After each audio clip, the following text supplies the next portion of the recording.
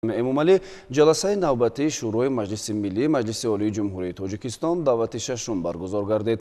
гузориш дар ин хусус. тибқи рӯзнома дар ҷаласаи шӯро 39 масъала мавриди баррасӣ қарор дода шуд. дар ҷаласаи навбатии шӯрои маҷлиси миллӣ қонунҳои ҷумҳурии тоҷикистон дар бораи танзими ҷашну маросим дар ҷумҳурии тоҷикистон, дар бораи масъулият барои таълиму тарбияи кӯдак, дар бораи донишгоҳи миллии тоҷикистон ва дар бораи нишондиҳанда барои ҳисобҳо дар шакли мукаммал баррасӣ карда шуданд.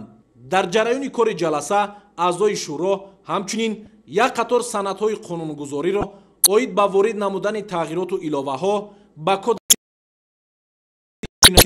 кодекси ҳуқуқбашкунӣ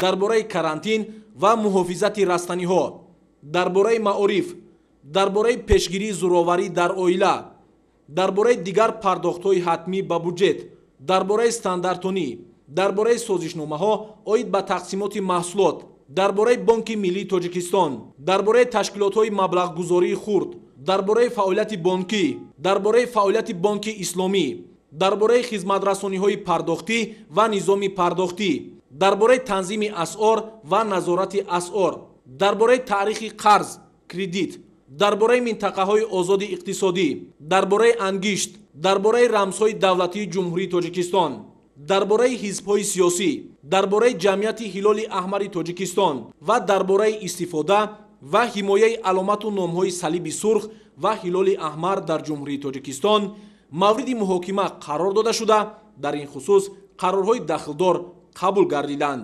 Инчунин дар ҷаласаи шӯрои маҷлиси миллӣ пешниҳодҳои ҳукумати ҷумҳурии Тоҷикистон оид ба ҳалли масъалаҳои сохти маъмурию ҳудудӣ дар баъзе шаҳру ноҳияҳои вилояти Суғд, ноҳияҳои Варзоб ва Файзобод баррасӣ гардида, бо тартиби муқаррар гардида барои баррасӣ ба иҷлосияи 18-уми маҷлиси миллӣ пешниҳод карда шуд. имрӯз дар пойтахти мамлакат таҳти раёсати раиси маҷлиси миллӣ маҷлиси олии ҷумҳурии тоҷикистон раиси шаҳри Душанбе муҳтарам Рустам Эмомалӣ иҷлосияи 18-уми маҷлиси миллӣ маҷлиси олии ҷумҳурии тоҷикистон давати шашум баргузор гардид. тафсилоти бештар дар ин хусус. нахуст аъзои маҷлиси миллӣ қарорҳои дахлдорро оид ба тасдиқи тартиби кор, интихоби котибот ва рӯзномаи иҷлосия иборат аз 38 масъала қабул намуданд. зимни муҳокимаи масъалаҳои рӯзномаи иҷлосия раисони кумитаҳои маҷлиси миллӣ оид ба таъмини асосҳои конститутсионӣ, ҳуқуқу озодиҳои инсон, шаҳрванд ва қонуният, оид ба масъалаҳои аграрӣ, шуғли аҳолӣ ва экология, оид ба масъалаҳои иҷтимоӣ, ҳифзи сиҳатӣ, илм, маориф, фарҳанг ва сиёсати ҷавонону занон, оид ба иқтисодиёту коммуникатсия ва оид ба ҳамоҳангсозии фаъолияти маҷлиси миллӣ бо маҷлиси намояндагон, ҳокимияти иҷроия, иттиҳодияҳои ҷамъиятӣ, воситаҳои ахбори омма ва робитаҳои байнипарламентӣ маъруза карда, хулосаҳои кумитаҳои соҳавиро нисбат ба қонунҳои баррасишаванда иброз доштанд.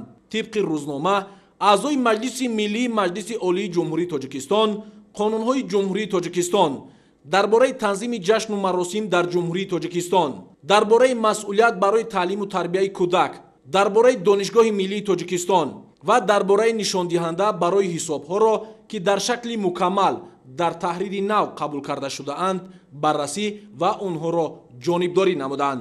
пас аз муҳокимаи ҳамаҷонибаи аъзои маҷлиси миллӣ қонунҳои ҷумҳурии тоҷикистон дар хусуси ворид намудани тағйироту иловаҳои дахлдор ба кодексҳои ҷиноятӣ, ҳуқуқвайронкунии маъмурӣ, мурофиаи ҳуқуқвайронкунии маъмурӣ, меҳнат, андоз, инчунин қонунҳои амалкунандаи ҷумҳурии тоҷикистон дар бораи сарҳади давлатии ҷумҳурии тоҷикистон, дар бораи низоми иҷозатдиҳӣ, дар бораи ваколатдор оид ба ҳуқуқи инсон дар ҷумҳурии тоҷикистон, дар бораи чарогоҳ, дар бораи муҳофизат ва истифодаи олами наботот, дар бораи карантин ва муҳофизати растаниҳо, дар бораи маориф, дарбораи пешгирии зӯроварӣ дар оила, дарбораи дигар пардохтҳои ҳатмӣ ба буҷет, дарбораи стандартонӣ, дарбораи созишномаҳо оид ба тақсими маҳсулот, дарбораи Бонки Миллии Тоҷикистон, дарбораи ташкилотҳои маблағгузории хурд, дарбораи фаъолияти бонкӣ, дарбораи фаъолияти Бонки Исломӣ, дарбораи хизматрасониҳои пардохтӣ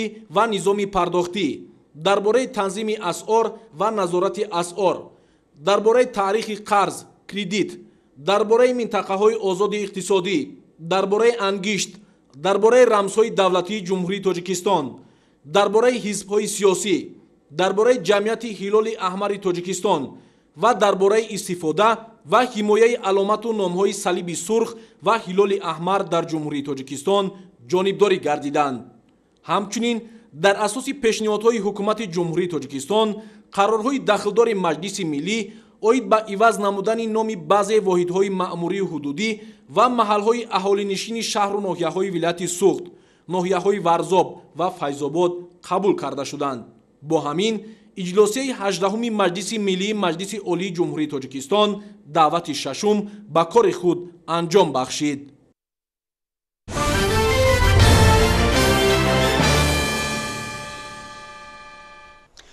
имрӯз таҳти раёсати раиси маҷлиси намояндагони Маҷлиси Олии Ҷумҳурии Тоҷикистон Маҳмадтоҳир Зокирзода иҷлосияи панҷуми Маҷлиси намояндагони Маҷлиси Олии Ҷумҳурии Тоҷикистон даъвати шашум баргузор гардид, ки дар он лоиҳаи якчанд Қонуни Ҷумҳурии Тоҷикистон баррасӣ шуд.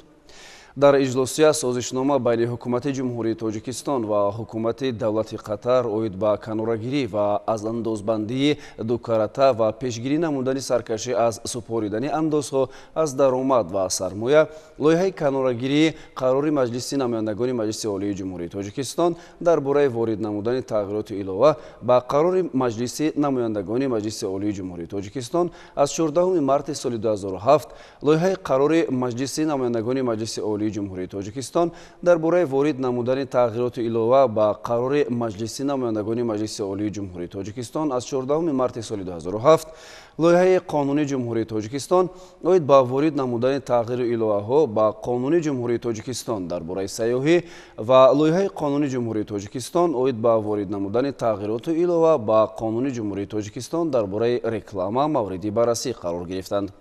дар иҷлосия таъкид шуд, ки созишнома байни ҳукумати Ҷумҳурии Тоҷикистон ва ҳукумати давлати Қатар оид ба канорагирӣ аз андозбандии дукарата ва пешгирӣ намудани саркашӣ аз супоридани андозҳо аз даромад ва сармоя 22 январи соли 2024 дар шаҳри Давҳа ба имзо расидааст ва аз тарафи ҳукумати Ҷумҳурии Тоҷикистон барои тасдиқ ба Маҷлиси намояндагони Маҷлиси Олии Ҷумҳурии Тоҷикистон пешниҳод гардидааст. дар иҷлосия аз рӯи ҳамаи масъалаҳои баррасӣ гардида қарорҳои дахлдор қабул шуданд.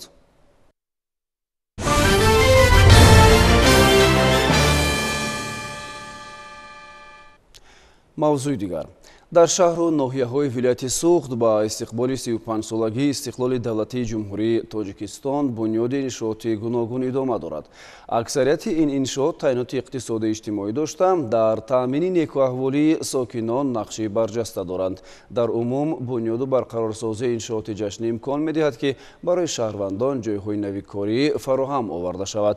рафти омодагиҳо дар шаҳри Бӯстон ва ноҳияи Деваштичро хабарнигорони минтақавӣ мо дар гузориши худ пайгирӣ карданд. дар нимсоли аввали соли 2024 мақомоти иҷроии ҳокимияти давлатии шаҳри Бӯстон ҷиҳати вусъат бахшидани корҳои ободонии созандагӣ таваҷҷӯҳи хоса зоҳир намуда, бо ин мақсад иқдомҳои судмандро роҳандозӣ кардааст. тибқи иттилои корхонаи давлатии коммуналӣ шӯъбаи сохтмони асосии шаҳр бо мақсади истиқболи сазовори ҷашни 35-солагии истиқлоли давлатии ҷумҳурии Тоҷикистон таҷдиду навсозии иншооти таъиноташон гуногун бо маром идома дорад. дар доираи корҳои созандагӣ бо ташаббус ва дастгирии мақомоти иҷроии ҳокимияти давлатии шаҳри Бӯстон, шӯъбаи осебшиносии беморхонаи марказии шаҳр аз таъмири куллӣ бароварда шуда, аз ҷониби Вазорати тандурустӣ ва ҳифзи иҷтимоии аҳолии Ҷумҳурии Тоҷикистон бо таҷҳизоти тиббии муосир таъмин карда шудааст. тавре ки иттилоъ гирифтем, то охири сол шӯъбаи амрози дарунӣ, бемориҳои дил ва шӯъбаи қабули беморон низ аз таъмири хушсифат бароварда мешавад. имрӯзҳо сатҳи хизматрасонӣ ба беморон дар умум дар сатҳи баланд қарор дорад. ин аз он дарак медиҳад, ки имрӯзҳо барои беҳтар намудани сатҳи хизматрасонӣ тиббӣ дастгирӣ аз тарафи ҳам мақомоти ҷумҳурия, ҳам вазорати тандурустӣ ва мақомоти иҷроии шаҳрӣ بسیار دستگیری بلندی ایستاده شده است. 6 ماه 2024 سال با دستگیری مقامات اجرایی شهر از تامین کلی برآوردن شعبه آسیب شناسی در نقشه با داریم در این همین سال از تعمیر برآوردن شعبه امراض درونی و بیماری‌های دل و شعبه قبول را پورا از تعمیر برآوردن لازم است. این در نقشه ما هست. این دستگیری یافتگی از طرف مقامات اجرایی مبلغ‌گذاری همه شدگی سال گذشته سپری باشد. شعبه کودکانه که نیاز داشت سال آخر به تعمیر کلی از تعمیر کلی برآورده شده است. این شعبه هم با طور نقص فعالیت برده ایستاده است. در نتیجه توجه مخصوصی حکومت جمهوری تاجیکستان خاصتا پیشروی ملت در سمت رشد و رونق صحی فرهنگ و در سطح بین المللی معرفی نمودن فرهنگ ملی تدبیرهای نظررس روی دست گرفته می شود. در دوره این غمخوری ها قصر فرهنگ شهر بوستان نیز در طول بیش از 40 سال اخیر اولین مراتب از تعمیر کلی برآورده می شود. ساختمانچیان هنگام بمب‌پوشکنی بنا از اصولهای معماری ملی استفاده نموده با بنیاد 3 گنبد به بنای قصر فرهنگ حسن تازه ضم نمودند. باید اقدام‌های نیک و دستگیری همیشگی مقامات اجرایی حکومت دولت شهر بوستان از ماه اکتبر سال 2022 تا این جانب در قصر فرهنگ تعمیر کلی با مرام ادامه دارد. دوره به دوره از طرف ساختمانچیان، از طرف پودرتچیان گید و اطراف، نمودی ظاهریش، نمودی باطنیش، بمب‌پوشاش همش از نو با مقصد بهتر نمودن صفت تحصیل کارهای سازندگی در مؤسسه‌های تعلیمی ناحیه دیوشتیج ادامه دارد. مؤسسه تحصیل تا مکتبی رقم 1 شهرک قونچی بیشتر از 35 سال مقدم بنیاد و به استفاده داده شده. سال جاری با دستگیری مقامات اجرایی حکومت دولتی ولایت ناحیه بنای الوگی برای به تعلیم و تربیت فرا گرفتن 100 نفر کودکان بنیاد و به استفاده داده می شود. طی 2 سال اخیر با دستگیری مقامات اجرایی حکومت دولتی ولایت ناحیه دیوشتیج در مؤسسه تحصیلات میانی عمومی رقم 1 نیز برای بنیاد تالار ورزشی کارهای ساختمانی ادامه داشته. طبق اطلاع مسئولین به استفاده دادن این انشاءات تا جشن 35 سالگی استقلال دولتی جمهوری تاجیکستان به نقشه گرفته شده است. با مقصد سزاوار پیشواز گرفتن 35 سالگی استقلالیت دولتی جمهوری تاجیکستان در شهرک قونچی بسیار کارهای آبادانی سازندگی رفته ایستاده است. ما خیلی خرسندیم که در مؤسسه تحصیلات میانه عمومی رقم 1 که تاریخ 100 ساله دارد و ما آخر وقتا از نبودن تالار ورزشی خیلی اذیت کشیدیم.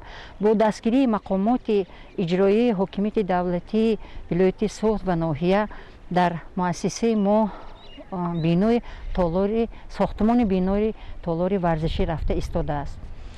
فصل‌های زمستان از نبودن این تالار ما نهایت درجه اذیت میکشیدیم و بسیاری وقت فن تربیت جسمانی در صنفخانه طریق نظریوی میگذشت. باوری کامل داریم که سال آینده این بنا به استفاده برده داده می شود و خوانندگان ما برای بهتر و خوبتر گذراندن فن تربیت جسمانی در اینجا آمادگی خود را میبینند.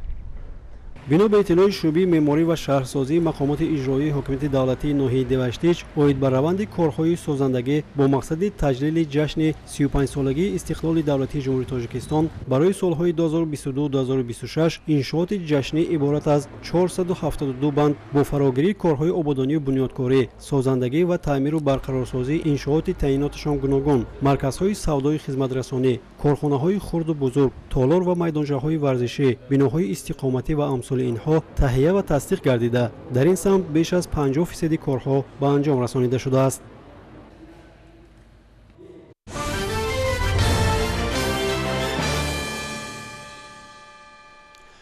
در جамоатҳои шаҳраку деҳоти шаҳри ҳисор ҷамъоварӣ меваҷот оғоз ёфта аз аввали мавсим то имрӯз боғпарварони шаҳр беш аз 400 тонна мева ба хориҷи кишвар содирот намуданд. бояд гуфт ки давоми солҳои охир дар натиҷаи татбиқи амалии барномаҳои соҳавӣ майдони боғҳои нав ва барқарорсозии боғоти кӯҳна дар ин минтақа ба маротиб афзоиш дода шуд. ҷузъиёти бештар дар гузориши ҳамкоронамон Бахтиёр Қодирзода ва Манижа Ёдгорова. ҷумҳурии тоҷикистон дорои таърихи бою бисёрсолаи боғдорӣ буда, меваҳои шаҳдбори он дар хориҷи кишвар харидорони худро дорад. ҳамзамон маҳсулоти боғоти мамлакат қисми ҷудонашавандаи маводи истеъмолии аҳолии ҷумҳурӣ ба ҳисоб рафта, рушди соҳа дар роҳи расидан ба яке аз ҳадафҳои стратегии ҳукумати кишвар заминаи мусоид фароҳам меорад. дар ин раванд кишоварзони хоҷагии деҳқонии Мавлони Шоҳонӣ ҷамоати деҳоти Навободи шаҳри Ҳисор оғози моҳи май ба ҷамъоварии гелос шурӯъ намуданд ки то имрӯз ҷамъоварии он идома дорад. хоҷагидорон дар таъмини фаровонии бозори дохилӣ ва тақвияти иқтидори содиротии мамлакат саҳми назаррасу шоиста доранд.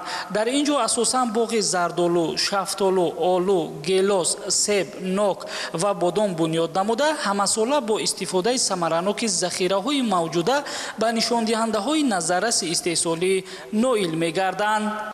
чизе ки имрӯз ба ҳамагон маълум аст, дар саросари кишвари азизамон ҷамъоварии ҳосили мевагиҳо аз он ҷумла сабзавотҳо ки дар арафаи ҷамъоварӣ қарор доранд, ба ҳолати имрӯза дар шаҳри Ҳисор ки аз ҳаҷми маҷмӯи майдони боғҳои мевадиҳанда, аз он ҷумла боғҳои донакдор ки майдони зиёда аз 1500-ро ташкил менамояд, ба 1 июни соли ҷорӣ майдони боғҳои аз он ҷумла гелос ки дар маҷмӯъ то 400 тонна ҷамъоварӣ карда шудааст ва ҳосил чӣ тавре ба ҳамагон маълум аст ки имрӯзҳо дар боғҳо ҳаст ва идома дорад ва барои ғанӣ гардонидани бозорҳои дохилӣ ва хориҷи кишвар ва инчунин барои содирот ҳаматарафа деҳқонони мо кӯшиш ба харҷ намуда истоданд ки ҳосили дилхоҳи худро беталаф ҷамъоварӣ намуда ва барои содирот намудан омодагӣ дида истоданд. масъулини хоҷагии деҳқонии Мавлони Шоҳонӣ бо истифода аз таҷрибаи пешрафта ва риояи пурраи маданияти истифодаи замин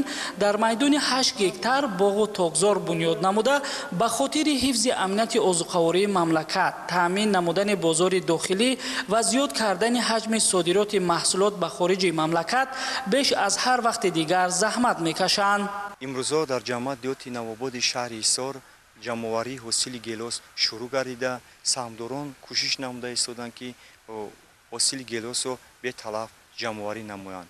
ҳамчунин саҳмдорон ва хоҷагидорон кӯшиш намуда истоданд ки гелосро бар бозорҳои дохили кишвар аз ҷумла шаҳри Душанбе ва хориҷи кишвар беталаф содирот намоянд. боғдорон қабл аз бунёди боғу тогзор ба интихоби ниҳоли дарахтони мевадиҳандаи хушсифату бозоргир аҳамияти хоса зоҳир менамоянд. махсусан деҳқонони ин минтақа дар самти парвариши боғи гелосу олу, себу шафтолу ва тогзор таҷрибаи бисёрсола доранд ва маҳсули меҳнаташон харидорони худро дорад.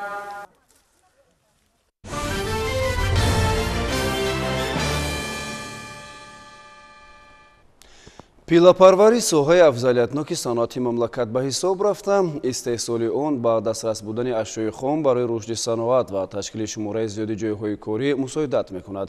давоми солҳои охир ин соҳа дар шаҳру ноҳияҳои мамлакат рӯ ба рушд дорад. дар ноҳияи Рашт низ дар самти инкишофи ин талоши кирмакпарварон ба назар мерасад. тафсил дар ин бора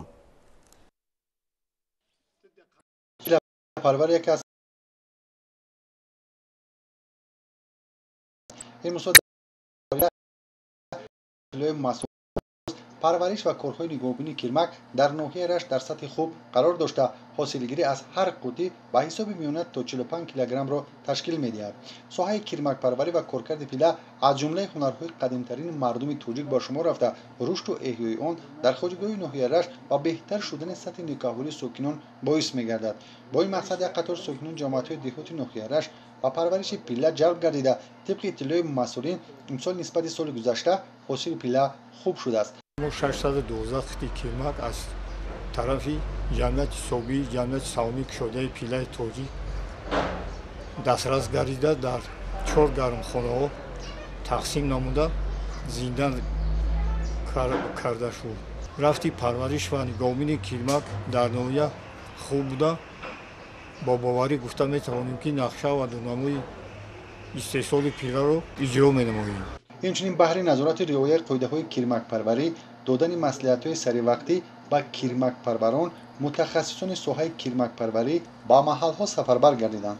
امسال 621 نفر سرداران اویله‌های کیرمک پروری ناحیه در اساس برنامه رشد ترقیات ساحه پیله پروری و کارکردی آن 612 قوطی کیرمک نوی چینی را پرورش نموده از هر قوطی تا 45 کیلوگرم پیله جمع‌آوری نمودند. در حدود جماعت دیهات نصرت الله مقسوم 112 قطعه کیرمک به همه کیرمک پروران تقسیم کرده شده است و عین حال پرورش کیرمک در حدود جماعت حالتش خوب رفته ایستاده است و علاقه 2 نفر کیرمک پروران را با پونت‌های قبول کنی 65 کیلویی پیله سپردند.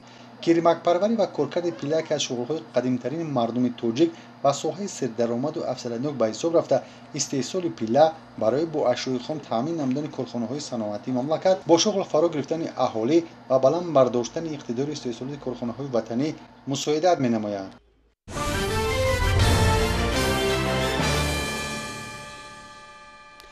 امروز در دانشگاه ملی تاجیکستان همایش جمهوریوی علمی نظریوی در موضوع سهم پیشروی ملت در رشد اقتصادی رقمی و تنظیم روندهای دموگرافی دایر گردید. در همایش مهمانان از ساختارهای مختلف جمهوری اشتراک نموده راجع به پهلوهای گوناگون موضوع مورد نظر ابراز اندیشه کردند. همایش با سخن مقدموی رکتور دانشگاه ملی تاجیکستان امومعلی نصرالدین زاده آغاز یافت. تاکید شد که کنسپسیون اقتصادی رقمی در جمهوری تاجیکستان در اساس پیام پرزیدنت جمهوری تاجیکستان محترم امومعلی رحمان به مجلس عالی مملکت تهیه گردیده است. ذکر شد که کنسپسیون با استراتژی ملی رشد جمهوری تاجیکستان برای دوره تا سال 2030 اساس یافته انعکاس کننده دورنمای عمومی استفاده تکنولوژی‌های معاصر رقمی با مقصد نائل گردیدن به هدف عالی رشد درازمهلت تاجیکستان، بلند برداشتن سطح زندگی اهالی کشور، همزمان هر چیز زودتر به سطح زندگی کشورهای دارای درآمد میانه رسیدن آن و نائل گردیدن به هدفهای اساسی، یعنی رسیدن به استقلالیت انرژتیکی، تامین امنیت آذوقه‌واری، برآمدن کشور از بنبست کمیونیکاسیونی و تبادل آن با کشور ترانزیتی، صنعت کنونی با صورت کشور و تأسیس جایهای نوی کاری می باشد. مقصد از برگزار نمودن این همایش این تطبیق سیاست خردمندانه پیشروی ملت در ساحه معارف و اقتصادیات می باشد. اقتصاد رقمی این خود یک روند می باشد که امروز تمام فعالیت خواجگی خلق و تمام فعالیت ساحه‌های گوناگون را در بر میگیرد و گزارش به اقتصاد رقمی به ما امکان میدهد که ما بیشتر ثمره اقتصادی به بار آوریم. امروز یکی از شرط‌های اساسی گزارش به اقتصاد رقمی این تطبیق تکنولوژی‌های نو در تمام ساحه‌ها به حساب می‌رود.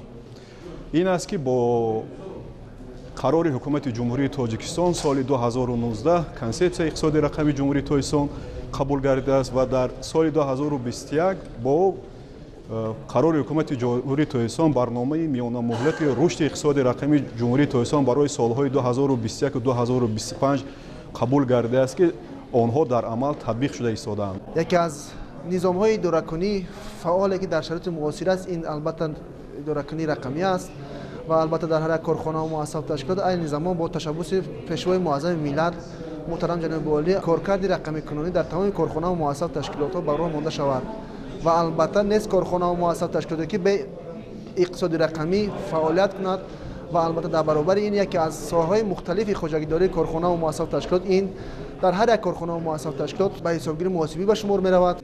ناطقان ضمن سخنرانی‌ها دایر به اهمیت و ضرورت موضوع همایش ابراز اندیشه نموده ذکر کردند که در جهان معاصر یکی از عنصرهای اساسی موفقیت‌های اقتصادیات رشد معتدل داشته محض از رقمی کنونی اقتصادیات وابستگی دارد. تاکید شد که حکومت الکترونی نظام معاصر تکنولوژی اطلاعاتی و کمیونیکاسیونی به حساب رفته دولت‌های عالم مرحله به مرحله به این سیستم وارد می‌گردند. تاجیکستان نیز هم قدم زمان است. تذکر داده شد که طبق دستورهای پیشوای معظم ملت دوره به دوره با جنبه‌های صفتی رشد اقتصاد ملی تقویت نیروی انسانی با استفاده از تکنولوژی‌های معاصر و جاری نمودن اینوواسیا، وسعت دادن استحصال محصولات نهایی، بلند برداشتن فعالناکی اقتصادی اهالی، تکمیل نظام دستگیری صاحبکاری و سرمایه‌گذاری و توسعه اقتصادیات رقمی، اینچنین آماده نمودن متخصصان ساحه دقت اولین درجه داده می‌شود. ارائه معروضه‌ها و بررسی محتوای آنها از طرف شرکت کنندگان برنامه کاری همایش در دانشگاه ملی تاجیکستان را مکمل ساخت.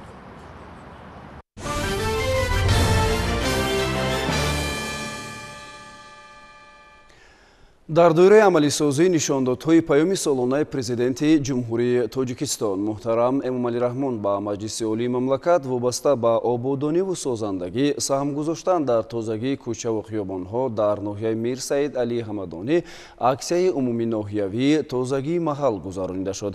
Аксияи мазкур ташаббус аз идомаи тадбирҳои ободониву созандагӣ дар ноҳия буда пайваста ташкилу баргузор карда мешавад. бо ташаббуси мақомоти иҷроии ҳокимияти давлатии ноҳияи Мирсаид Алии Ҳамадонӣ дар заминаи истиқболи сазовор аз ҷашни 35-солагии истиқлолияти давлатии ҷумҳурии Тоҷикистон тадбирҳои ободониву созандагӣ дар ноҳия роҳандозӣ шуда марҳила ба марҳила амалӣ гардида истодааст. дар ҳамин замина баҳри вусъати созандагиҳо ва таъмини ободию тозагии сартосарӣ дар ҷамоатҳои деҳоти ноҳия аксияи тозагии маҳал ташкилу баргузор карда шуд. беш аз 1000 нафар сокинони ноҳия дастаҷамъона дар аксияи мазкур иштироки фаъолона намуданд. намояндагони мақомоти иҷроии ҳокимияти давлатӣ, роҳбарону кормандони ташкилоту идораҳои гуногун, намояндагони бахши ҳифзи муҳити зисти ноҳия ва минтақаи Кӯлоб дар ин тадбири ободонии иштирок ва саҳмгузорӣ намуданд. аксияи тозагии маҳал дар заминаи иҷроиши нуқтаҳои паёми раҳнамусози пешвои миллат ва доир ба ташаббусҳои сатҳи ҷаҳонии президенти ҷумҳурии Тоҷикистон муҳтарам Эмомалӣ Раҳмон доир ба эълони 10-солаи байналмилалии амал об барои рушди устувор ва рӯзи байналмилалии ҳифзи пиряхҳо роҳандозӣ шуда соҳилу дарёҳои дарёи Сурхоб ва соҳи Сияҳобро тавассути қайиқҳо бо қувваи дастӣ аз партовҳо тоза карданд. дар ноҳияи Мир Саид Алии Ҳамадонӣ дар дарёи Сияҳоб аксияи тозагии соҳил баргузор гардида истодааст ки дар ин аксия зиёда аз 1000 нафар шаҳрвандон аз ташкилоту корхонаҳо ва сокинон баромада партовҳои сахти маиширо ҷамъоварӣ намуда ба партовгоҳи марказӣ бурда безарар гардонда истодаем. иштирокчиёни аксияи тозагии маҳал дар ҳамдастӣ ва тавассути техникаву механизмҳои соҳавии зарурӣ гӯшаву канори ҳудуди ҷамоатҳои деҳоти ноҳия ва шафати роҳҳои автомобилгардро низ аз партовҳо тоза карда дар ободии маҳал ва тозагии ҳифзи муҳити зист саҳмгузорӣ намуданд. тибқи нақша чорабинои мақомоти иҷроии ҳокимияти давлати ноҳияи Мир Саид Алии Ҳамадонӣ ва бахши ҳифзи муҳити зист дар ноҳия дар 4 ҷамоати деҳоти ноҳия аксияи тозагии маҳал баргузор гардид. партовҳои сахти маиширо аз дарёҳо, каналҳо, ҷӯйборҳо ва роҳҳо ҷамъоварӣ намуда ба партовгоҳи марказӣ бурда безарар мегардонанд. иқдом гирифтаем ки то 35-солагии истиқлолияти давлати ҷумҳурии Тоҷикистон ҳар ҳафта чунин чорабиниҳоро баргузор намоем. сокинони ноҳия бо азмине ки ободгароёна иқдомҳои созандаи ҳукумати мамлакатро ҷонибдорӣ намуда пайваста дар корҳои ҷамъиятӣ фаъолона ширкат меварзанд. пешвои муаззами миллат президенти ҷумҳурии Тоҷикистон муҳтарам Эмомалӣ Раҳмон имрӯз яке аз ташаббускорҳо дар масъалаи об дар сатҳи байналмилалӣ ба ҳисоб меравад. яке аз омилҳои асосии босуръат обшавии пиряхҳоро ин дар бад будани вазъи экологии кураи замин мебинад ва мо бошандагони ҷамоати деҳоти даштгулои ноҳияи Мир Саид Алии Ҳамадонӣ ин таъкидҳои сарвари давлатро дастгирӣ мекунем ва пайваста чӣ тавре ки имрӯз аксияи тозагии соҳил тозагии маҳал гузашта истодааст ин амалро дар минбаъда ҳам идома хоҳем дод. бо мақсади ҳифзи солимии ҷомеа истифодаи сарфакоронаи об ҳамчун сарвати бебаҳои табиат ва мудом дар ҳолати тоза нигоҳ доштани каналу дарёҳо тадбири мазкур роҳандозӣ гардида дар оянда рӯзҳои истироҳатӣ ба таври ҳамешагӣ идома меёбанд. ширинҷон Сафарзода, Сайфиддин Исмоилов аз ноҳияи Ҳамадонӣ барои барномаи Навид.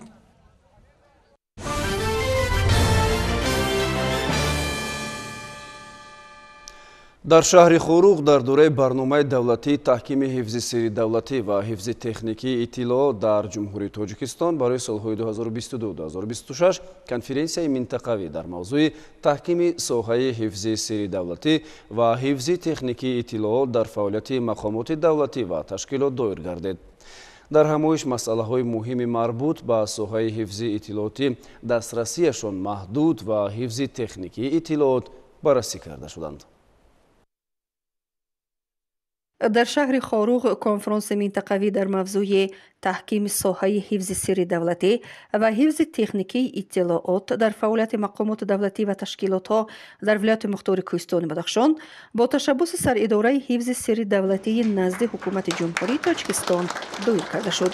чорабинии мазкур дар доираи барномаи давлатии таҳкими ҳифзи сирри давлатӣ ва ҳифзи техникии иттилоот дар ҷумҳурии Тоҷикистон барои солҳои 2022-2026 ки бо қарори ҳукумати ҷумҳурии Тоҷикистон аз 29 июли соли 2022 таҳти рақами 377 қабул гардидааст, роҳандозӣ шуда дар кори он сардори саридораи ҳифзи сирри давлатӣ Абдуллозода Аҳтам Рустам, инчунин раиси вилояти мухтори Кӯҳистони Бадахшон Мирзонабод Алишер Худобердӣ, раисон ва муовинони шаҳру ноҳияҳои вилоят, роҳбарони сохторҳои ҳифзи ҳуқуқ, низомӣ ва ҳарбӣ ва кормандони дахледори мақомоти давлатӣ ва ташкилотҳои вилоят иштирок намуданд. Дар чорабинии мазкур масъалаҳои муҳими марбут ба соҳаи ҳифзи иттилооти дастрасияш маҳдуд ва ҳифзи техникии иттилоот баррасӣ карда шуданд. мақсад аз баргузории конференсияи минтақавӣ дар шаҳри Хоруғи вилояти мухтори Кӯҳистони Бадахшон ки дар ҳамкорӣ бо мақомоти иҷроии маҳаллӣ ҳокимияти давлатии вилоят доир карда шуд. Ин баланд бардоштани савияи касбии кормандони дахлдори мақомоти давлатӣ ва ташкилотҳои вилоят, ҳалли масъалаҳои марбут ба фаъолияти онҳо ва инчунин рушди донишҳои соҳавӣ ва ҳамзамон дарёфт ва ҳалли якқатор масъалаҳои соҳа ба ҳисоб меравад.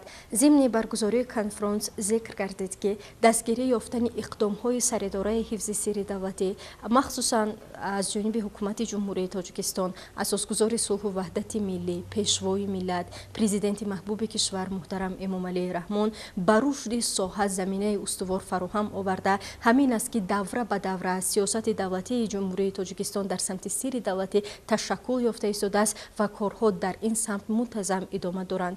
зимни баргузории конференс зикр гардид ки ин самти фаъолият дар замони соҳибистиқлолӣ давра ба давра ташаккул ёфта бо таҳкими заминаҳои меъёрии ҳуқуқӣ ва ташкилию инфрасохторияш ба талаботи замони муосир мутобиқ гардонида шуда истодааст. ин раванди бо суръати омодагӣ ба амалигардонии ҳукумати электронӣ, гузариш ба рақамикунонии иқтисодиёт ва низоми ғайринақдии пардохти хизматрасониҳо масъалаҳои ҳифзи техникии иттилоотро мубрам гардонида аз мо масъулони соҳа тақозо менамоянд ки ҷиҳати иҷрои талаботи санадҳои меъёрии ҳуқуқӣ дар самти ҳифзи техникии иттилоот ва ҳифзи сирри давлатӣ, инчунин аз сертификатсия ва аттестатсия гузарондани воситаҳои техникии коркарди маълумоти дахлдор ва ҳамзамон баланд бардоштани масъулият ва сатҳи касбии кормандони масъул дар иртибот ба иттилооти ҳифзшаванда чораҷӯӣ намоем.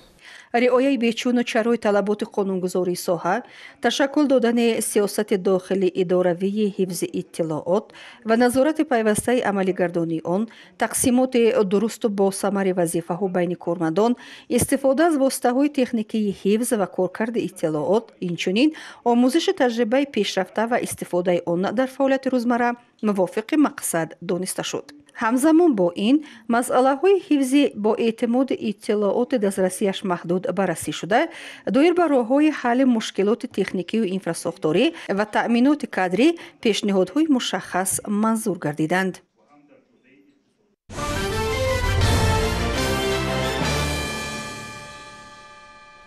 дар ноҳияи восеъ ҷиҳати дар сатҳи баланд истиқбол гирифтани ҷашни 35-солагии истиқлоли давлатии ҷумҳурии Тоҷикистон бо вусъати бештар касб кардани корҳои сохтмонӣ, корхонаҳои нави истеҳсоли масолиҳи сохтмонӣ бунёд гардиданд. корхонаи истеҳсоли сангу шағал дар назди ҷамъияти дорои масъулияташ маҳдуди боғбунёд яке аз ин корхонаҳое мебошад ки дар муддати 4 моҳи фаъолияти худ ба натиҷаҳои назаррас ноил гардидааст. дарёи ёсӯ дар ин шафати қитъаи ин дарё миёнаҳои моҳи июн садои техникаҳои боркаш баланд аст. 20 адад ҳамин гуна мошинҳо аз дарё ба кашонидани сангу хуми омехта барои захира намудани ашёи хум сафарбар шуданд. ин лаҳзаҳое аз фаъолияти кории корхонаи боғбунёд дар самти истеҳсоли сангушағал ва дигар масъалаҳои сохтмонӣ дар ноҳияи восеъ мебошад. аз ҳаракати воситаҳои нақлиёт пай бурдан мумкин аст ки шароитҳои корӣ хуб баро монда шуда ронандагон инҷо бо дили гарм кор мекунанд. тӯли чанд моҳ шудааст ки дар ҳамин корхона кор мекунем, дар корхонаи хусусии ҷдмм боғбунёд аз саҳар соати 6:30 то соати 6:30 вега кор рафта истодааст. шароитҳои корӣ ҳама хуб, маоши хуб мегирем, ҷои хоб ҳама наст. корхонаи мазкур 4 моҳ пеш ба фаъолият оғоз намуда сангу шағал қуми тоза ин маҳсулотҳои барои сохтмон муҳимро истеҳсол менамоянд. بعد انجام کارهای ذخیره اشیاء خام سپس با جلب کارگران کارهای استحصالی محصولات ساختمانی شروع می‌گردند. 20 نفر با جای کار دائمی تامین کار کردند. با آینده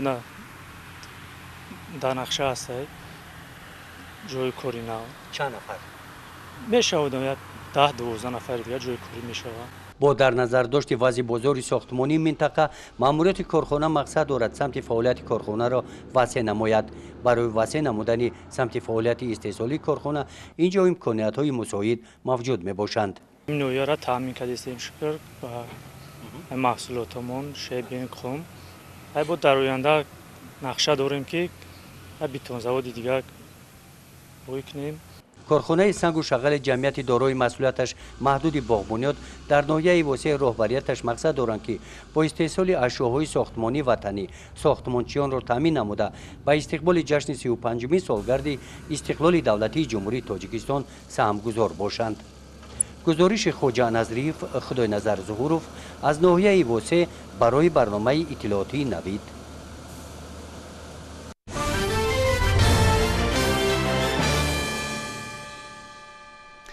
کاهش یافتن حادثه‌های سوختار از بهتر شدن سویه کسبی کارمندان خدمات دولتی آتش‌نشانی درک می‌دهد. از جانب دیگر حکومت جمهوری تاجیکستان نهاد مذکور را با تکنیک و لوازمات معاصر ساحوی تامین نموده است که برای پیشگیری و سریع وقت خاموش نمودن سوختار مساعدت می‌کند. از جریان مشق سوختار نشانی در ناحیه خوالینگ همکارانمان گزارش می‌دهند. توجه نمایید. کارمندان خدمات آتش‌نشانی در ناحیه خوالینگ برای پیشگیری از حادثه‌های سوختار در بین اهالی و تشکیلات کارخانه‌ها کارهای پروفیلاکتیکی فهماندهی و مشق‌های آماده‌باشی می‌گذرانند. این نوبت نیز با مقصد بهتر نمودن سطح آمادگی ساکنان و کارمندان تشکیلات کارخانه‌ها در کودکستان ناحیه مشق گذرانیده شد. از روی نقشه تمام تکنیک و واسطه‌های سوختارنشانی به جای حادثه حاضر گردیدند. دسته اختیاریان کودکستان برای خاموش نمودن آتش شروع کردند. تمام کودکان و کارمندان کودکستان به جای بخوف انتقال داده شدند. آتش نشانان علنگه آتش را پورا خاموش کرده آسیب دیدگان شرطی را از آشیانه دوم و دیگر حجره‌های انشاءات بیرون و تا ماشین یاری تجهیزی آورده کارمندان ساحه طب آنها کمک اولیه طبی رسانیدند. بعد از انجام مشق برای اشتراک فعالانه و اجرای وظیفه‌های خدمتی هنگام سر زدن سوختار به همه اشتراکیان اظهار منتداری کرده شد و قید نمودند که همه سوختارها از عهده وظیفه‌هایشان با سربلندی برآمدند. اطلاع داده شد که همین گونه مشق‌های آماده‌باشی در آینده نیز گذرانیده می‌شود. در جماعت دهات شگناو سال گذشته دیدبانگ‌های آتش‌نشانی گشوده شده بود که کارمندان آن برای پیشگیری از حادثه‌های سوختار در جماعت با ساکنان دهه‌ها و کارمندان کارخانه و تشکیلات پیوسته کارهای فهماندهی می‌گذرانند. شیرین جان سفرزاده سیف‌الدین اسماعیلوف از ناحیه خوالینگ برای برنامه نوید.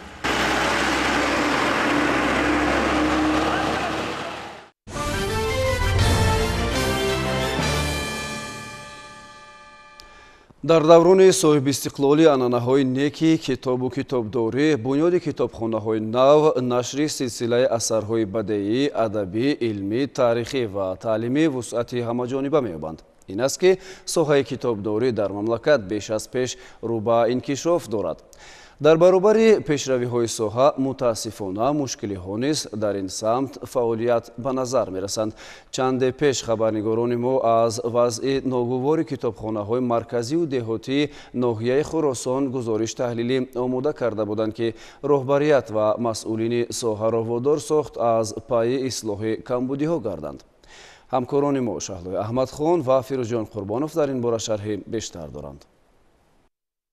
санаи 18 апрели соли равон муаҳли эҷодии техникии филиали муассисаи давлатии телевизиони Сафина дар вилояти Хатлон аз вазъи доштаи муассисаҳои фарҳангӣ ба хусус китобхонаҳои марказию деҳотии ноҳияи Хуросон ки дар маҷмӯъ 20 ададро ташкил медиҳад дидан карда аз мушкилотҳои ҷойдоштаи он гузориши таҳлилӣ омода ба тариқи барномаи иттилоотии навид пахш намуда будем. баъд аз гузашти беш аз як моҳ вазъи доштаи китобхонаҳо ба куллӣ тағйир ёфта масъулин аз пайи бартарафи мушкилиҳои мавҷуд буда шуданд. тибқи иттилои мудири китобхонаи марказонидашудаи ноҳияи Хуросон бо кӯмаку дастгириҳои вазорати фарҳанг ва роҳбарияти ноҳия китобҳои тозанашр ва мизу курсиҳои замонавӣ харидорӣ шуда ба китобхонаҳо дастрас карда шуд. он камбутие ки дар оинаи нилгон тамошо кардем ба як хулосе баромадем ки имрӯз аз тарафи мақомоти давлатии ноҳияи хӯросон ба маблағи 3000 сомон китобҳои тоза нашр харида шуд ва инчунин аз вазорати фарҳанги ҷумҳурии тоҷикистон ба маблағи 11884 сомон 546 адад китобҳои тоза нашри бачагонаву бадеӣ ба китобхонаи марказии мо ворид шуд. мон он китобҳоро ба ҳар як китобхона 30 адад 24 адад китобҳои тоза нашр тақдим кардем ки имрӯз хонандагони мо насли наврас ба китобҳои тоза нашри кӯдаконаи бадеӣ дастрас намуда тавонем. ва ин хушбахтона ин аст ки дар толори китобхонаи марказии мо камбутии мо ки мизу курсиҳо буданд аз тарафи мақомоти иҷроии ҳокимияти давлатии ноҳияи хӯросон дастгирӣ ёфт ва ба мизу курсиҳо таъмин карда шуд ва баъзе камбутие ки буд ба мизое ки ба рангу бор эҳтиёҷ доштанд рангубор карда шуд. камбутиҳоро мо ислоҳ карда истодем ва боварӣ комил дорам ки дар оянда бо мизу курсиҳомон зиёд карда мешавад. баъд аз гузориши таҳлилии телевизиони Сафина мо як қатор камбутиҳоро ислоҳ намудем. камбутиҳои мо бисёр буд, ҷобаҷо набуд китобҳои мо ва баъд чангу мақсад вайш бисёр буд. мо онҳоро ба ҷо овардем ва мо аз тарафи вазорат китобҳои тоза нашр овардам. омаду рафти бачаҳомонам зиёд шуд, хонандаҳомонам раҳмат ки камбутиҳои моро гуфтанд. мо онҳоро ислоҳ кардем. ҳозир хай дар китобхонаи рақами 6 бачагона ба толори мизу курсӣ таъмин аст. китобхонаи рақами 2, рақами 11 ҷомати Фахробод. баъзе китобхонаҳои мо таъмир ҳастанд ба мизу курсӣ, баъзеашон хай камбутӣ доранд. мо ҳаракат мекунем ки дар оянда онҳоро ҳам ислоҳ кунем, ба мизу курсӣ таъмин намоем. ба иттилои масъулин дар хазинаи китобхонаҳои ноҳия беш аз 85 000 нусха китоб мавҷуд аст ки аз ин 29157 ададаш бо забони тоҷикӣ буда, қисмати бештараш бо забонҳои хориҷист. тавре дида мешавад толори китобхонаҳо пур аз китобҳои тоза нашр буда, мутолиакунандагон аз ин имкониятҳои фароҳам буда истифода мебаранд. биби Соима Бобалиева аъзои фаъоли китобхонаи бачагонаи рақами 6 буда, аз харидории китобҳои тоза нашри адабиётҳои ба ӯ лозима хурсанд аст, зеро ӯ иштирокчии озмуни ҷумҳуриявии фуруғи субҳи доноӣ мебошад ки аз рӯи номинатсияи адабиёти бачагона омодагӣ дида ҳама рӯза таътилашро дар ин даргоҳи пурмаърифат бо ҳамроҳии дӯстонаш ба хондани китоб мегузаронад. ман тӯли зиёде аз ин китобхона омада китобҳои лозимаро дастрас намуда дониши худанро сайқал медиҳам. ман мехоҳам ки боз аз ин китобхона китобҳои навро гирифта боз дониши худро зиёдтар кунам то ки дар озмуни мазкур иштирок карда сазовори ҷои аввал гардам. мо имрӯз хурсанд аз он ҳастем ки аз китобхонаи марказӣ китобҳои бадеиро дастрас менамоем. дар ин ҷо ки ман худ бештар ба китобхонӣ машғул мешавам, бештар ба китобхонаҳо меомадам ва китобҳои адабиёте ки ба ман дар кор буданд ман аз ин китобхона дастрасӣ намекардам. ба мисоли достонҳои Лайлию Маҷнун, Фарҳоду Ширин ва китобҳои бадеӣ ки хеле камчин буданд ва ҳоло бошад онҳо ба ин китобхонаҳо оварда шуданд ва мо метавонем ки аз ин ҷо онҳоро гирифта хонем. китобҳои тоза нашр дар ҳамин моҳи май 617 адад зиёд шуд. инам ба ҳар як номинатсияҳое ки дар фуруғи субҳи доноӣ, номинатсияи кӯдакона, номинатсияи адабиёти классик, номинатсияи ҷаҳонӣ, дар ҳар як номинатсия ки барои хонандагоне ки иштирок мекунанд дар ин озмунҳои ҷумҳуриявӣ, инам барои онҳо кӯмак аст. ба ҳар як хонандае ки имрӯз вориди китобхонаи мо мешаванд ба онҳо дастрасӣ мешавад.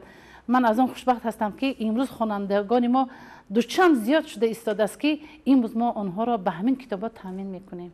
китобдорони филиалҳо барои ҳифзу нигоҳдории захираи китобӣ рафҳои ҳозиразамонро ташкил карда усули таҳияи феҳристи китобҳо ки кори хонандагонро дар дарёфти китоб осон мегардонад истифода намуданд. тибқи мушоҳидаҳо мушкили дигари китобхонаҳои деҳотӣ дар аксари шаҳру ноҳияҳо ин дар биноҳои ташкилоту муассисаҳои гуногун иҷоранишин будан аст ва хушбахтона то ба имрӯз ин мушкилӣ дар ноҳияи Хӯросон роҳи ҳалли худро пайдо кардааст. аз соли 2015 ин ҷониб китобхонаҳои деҳотие ки дар вориди мактаб тааллуқ доштанд, мо имрӯз он китобхонаҳоро аз мактабҳо берун оварда ба соҳибкорони ноҳия маслиҳат кардем.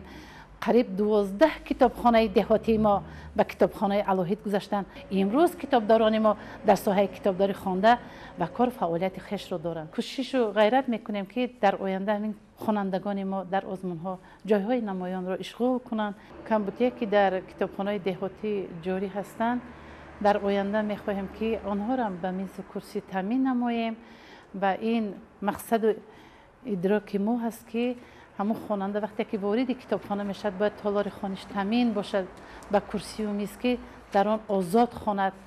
خوشبختانه امروز توجه جامعه به خصوص نورسان و جوانان به کتاب و کتابخانه ها زیادتر گردیده است. جای شبهه نیست که آزمون های راه اندازی شده به مثال فروغ صبح دانایی در ترغیب و تشویق کتاب و جلب نسل جوان به آموزش نقش مؤثر گذاشت و میگذارد. محض به راه ماندن همین قبیل آزمون های سطحی بلند باعث شد که شرایط و امکانات ساحه فرهنگ خصوصا سمت کتابداری بهتر و تالار دلخواه کتابخانه ها پر از خواننده کتاب گردیده. نشر اثرهای بدیعی هم خیلی افزوده ایستاده است. گزارش شهلای احمدخان، فیروزجان قربانوف برای برنامه اطلاعاتی نوید از ناحیه خراسان.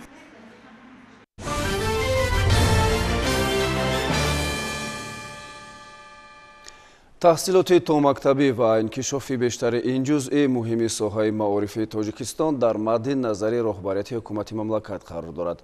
دوام سالهای اخیر این سمت مهم نظام تعلیم در نواحی کوهستانی کشور نیز مرحله به مرحله رو به انکشاف نهاده است.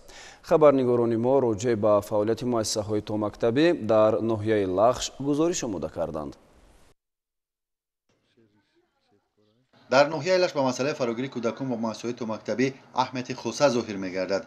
جهت انکشاف زینه تحصیلات تومکتبی و زیاد نمودن تعداد آنها در سال 2023-2024 طبق اطلاع مسئولین شعبه معارف در نزد 35 مؤسسه‌های تعلیمی 38 گروه مرکز انکشاف کودک با فراگیری 510 نفر کودکان سن از 5 تا 6 ساله فعالیت می‌نمایند که با آنها 37 نفر مربیان به تعلیم و تربیت مشغولند.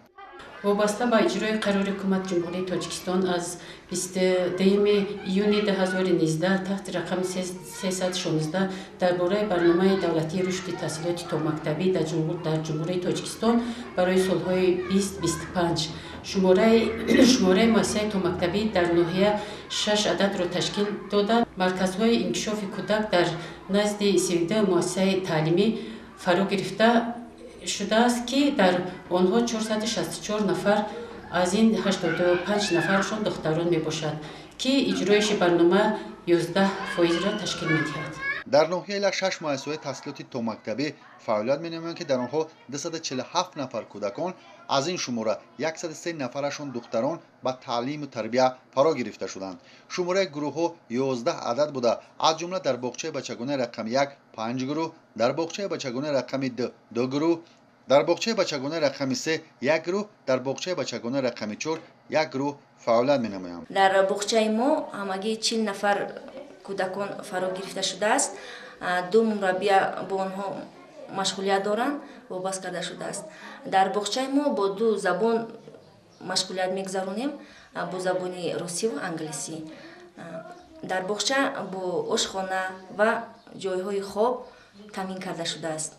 در عین حال در مؤسسه تومکتبی ما 120 نفر تربیت گیرندگان با تعلیم و تربیت فرا گرفته شده و آنها مربیه‌های پرتجربه تعلیم و تربیت داده ایستادند. کودکان طبق برنامه دولتی مشغولیت‌های خود را گزارنده ایستادند. آنها با سن و سال به گروه‌ها جدا کرده شده ایستادند. جدا کردگی هستند. در مؤسسه ما آموزش فن زبان روسی و انگلیسی براه مانده شده و آنها مربیان پرتجربه این زبان را آموزانیده ایستادند به آنها و کوشش میکنیم که تعداد تربیت گیرندگان زیاد شود و آموزش فنهای زبان روسی و انگلیسی را باز زیادتر نماییم در گروه‌های خود. برای کودکان در این درگاه شرایط‌های مساعد زیست و تربیت مهیا گردانیده شده. کودکان با مشغولیت‌های مفید فرا گرفته شدند. برای نگاهبینی دائمی کودکان تمام شرایط‌های ضروری از قبیل جای خواب، آشخانه، خانه ورزشی، اینچنین دیگر اتاق‌های ضروری پورا مهیا میباشد. تعلیم و تربیت کودکان از طرف مربیان در این درگاه در سطح ضروری براه مانده شده است. کودکستان دارای شرایط‌های ضروری برای استراحت و شغل‌های مفید بوده. کودکان در اینجا از جهت ذهنی و جسمانی صحت می‌یابند.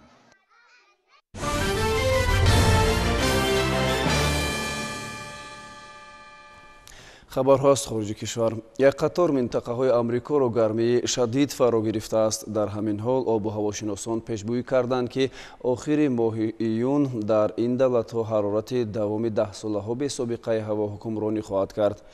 Як корманди полиси Қазоқистон бо нерӯи худ тайёраи боркашониро ба ҳаракат дароварда ба дастоварди рекордӣ ноил шуд. шарҳи пурра ин ва чанд хабари дигар дар саҳифаи навбатии барнома. мавҷи аввали гармои тобисон дар шимол шарқи Иёлоти Муттаҳидаи Амрико аллакай